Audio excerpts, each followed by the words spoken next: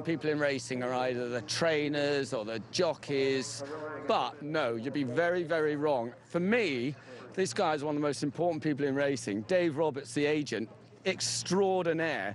How many jockeys have you got, Dave? At the moment, probably, I think it's about 57 at the moment. It's a nice round number. How on earth can anyone look after 57 jockeys' rides? It's the same as to me, if you're going to look after one jockey or two jockeys, that's fine. You know, you're devoting 50% of your time to them. But if you're going to look after 57, you might as well look after 37, 27. A lot of the agents have got a number of jockeys now. If you're prepared to work at it, sit in the office 14 hours a day and just sit on the phone ringing trainers, you know, I don't see there's a problem with that many, you know. And so how did you, were you a punter? Were you into racing? Why did you ever, how on earth did you become a jockey's agent? Jeff Lewis was the one that first told me to do it. I was managing some horses for an Indian businessman, and he went back to America and he said to me, you know, why don't you be a jockey's agent? So... Well, you never, no one, at that time, there was no one around. There was, I think, Robert Kinkton, I think, was the one. Oh, yeah. Who did, that was right back in those days, yeah. So I started off with a couple of flat jockeys, but jump racing's always been my love. And Dean Gallagher, Richard Guess, famous names, yeah, Andrew Thornton, going right the way back. But I've been lucky to deal with a lot of jockeys. I mean, Fitzy, Norman Williamson, Adrian Maguire, it goes on forever. And it's my hobby, so it's not like work. You have to be passionate, don't you? I mean, what does your day consist of? What time do you start and what, you know? In the busy time of the season, which is October till May, I'd be in the office by 5:30 in the morning and probably leave 9 o'clock at night. That's the honest truth. It is very antisocial. I've lost quite a few people over the years, so I don't recommend anybody wants to have a marriage. You know, being at the races presenter's not been great for me either. We're in the same boat, yeah. So you'll ring up the whole time, but you're basically, I wasn't sort of over-egging it. I mean, you're almost running the job because you know how the races are set up, you know, where the jockeys are going. Nowadays, the trainers, they leave it quite late till they declare, and they actually like to know what's running, and you can give them that input. You know, there are trainers who'll ring you at 9:30 and say, do you know where that's running, do you know where that's running? And that's part of the game, placing the horses, and, you know, you're actually helping trainers place horses nowadays as well. So a lot of people, obviously the most famous man you looked after was AP McCoy, but a lot of people would think, why on earth, if you're Richard Johnson, would you have Dave Roberts, who does AP McCoy, and you want to beat him?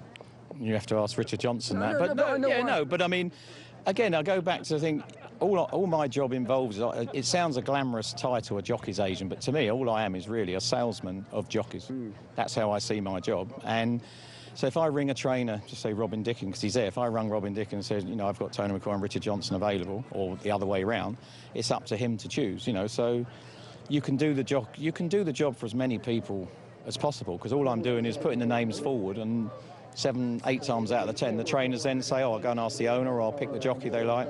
Because, you know, everybody has their preferences, and, you know, not everybody would use Tony McCoy, not everybody would use Richard Johnson. They might say, no, I'll have Paddy Brennan, I'll have Tom O'Brien, or... Just going back to AP, because we talk about him now, he's retired, but, yeah. I mean, would he sort of phone up and say, Dave, what the hell you got me on this for? I don't want to ride that goat, or why aren't I riding that one, when Richard is, you know? Neither of them. I mean, they are very, very similar in temperament, and neither of them have ever questioned what I've put them on. Have you taken them off horses without them knowing? A lot. You know, someone... Yeah, a lot of the times, yeah. What, save them from themselves? Well, you've got to look at it another way. You know, if you're a young jockey starting out, you've got to try and get the contacts. You have to take rides, which are not always the best rides, but that's the way of building up contacts. But when you get to the level of your top 5, 10 jockeys, if you've got a big yard to ride for, and you've got lots of horses coming up to ride, you don't need to take chances. You know, you've got to be thinking more long term. But with AP... and Dickie probably, they both got the temperament, they must be champion jockey. So they have to ride horses this time of year, which, no disrespect, would say the likes of Richard Dunwoody might not have done. You know, brilliant jockey, but he probably wouldn't have done that in that era. But nowadays you have to. And can you tell, you were just mentioning those two in particular, can you tell when a young jockey, because there's a lot of people out there say, oh, he's underestimated, he's this, he's that, but actually, in fact, if you know him, he doesn't get out of bed in the morning, he doesn't want to ride out. Can you tell at an early stage if they're going to be the top?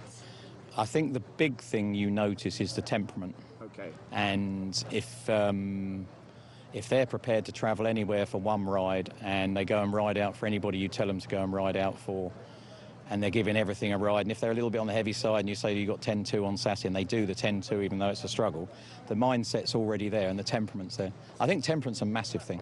It must be hard for you to book rides to someone that you know is underachieving or not giving. It's like a horse that's not giving you its well, then but you're a bit like an agony aunt to them as well. You know, you've got to encourage them, and especially the younger ones, they've got to learn, and they start somewhere, and then if you point out to them, if you go and ride this one horse at Hexham, it could lead to 6-7 rides in the next fortnight. And if that trainer just happens to hit form at the right time you're riding for him, all of a sudden you're riding 4 or 5 winners and you're flying and everybody says you're a great jockey. Well, the chances are the day before he was the same jockey, but because you're riding winners, it's fashion. It's people need to see you. It's like sport, isn't it? You've got to, you know, the confident man scores the goal, gets the putt, you know, Exactly. hits the baseline. You've got to be in the public eye, and you've got to be. The only way you're going to get on, or showing people what you can do, is riding winners, because we all do it. And if, as you just said, if someone rides a winner, say, "Oh, you give that a good ride," well, the other 900 jockeys or in the world would do the same thing. But it is about riding winners and being in the public eye shot. And the more rides they get, the more chance they've got of showing their talents. Well,